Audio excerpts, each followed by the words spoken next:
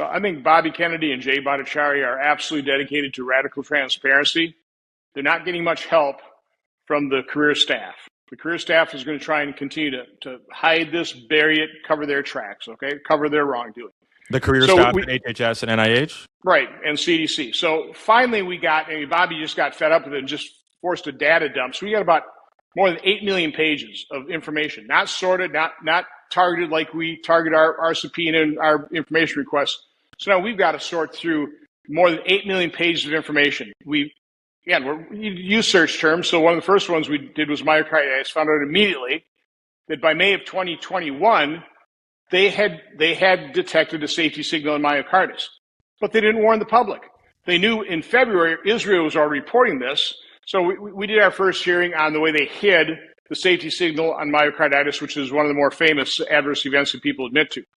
Fast forward, again, trying to go through millions of pages, we also found that they hid the signal, a very consistent signal over a number of months toward the tail end of 2022 and 2023 for ischemic stroke in people over 65 with the bivalent booster shot. Okay, so again, they knew they had a safety signal. They went outside and did a study on it, never revealed that study. Actually, there are points where they say that the study's done, but then they say, oh, it's not complete. Again, they've just been hiding this. They downplay things when they finally do release information when people are calling a moderate risk to a slight risk. So you see all these different cases of them downplaying it. And I think one of the more famous quotes is just, staff talking between themselves. Remember, the administration does not want to create vaccine hesitancy. The administration is dedicated to making sure that as many people get these boosters as possible.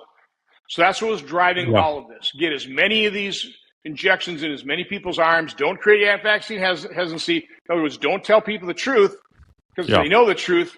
And by the way, people do now, which is why Pfizer just had to cancel its study on their latest booster because they can't get enough people to subject themselves to the mRNA whatever they're going to inject in this point in time. People are wise.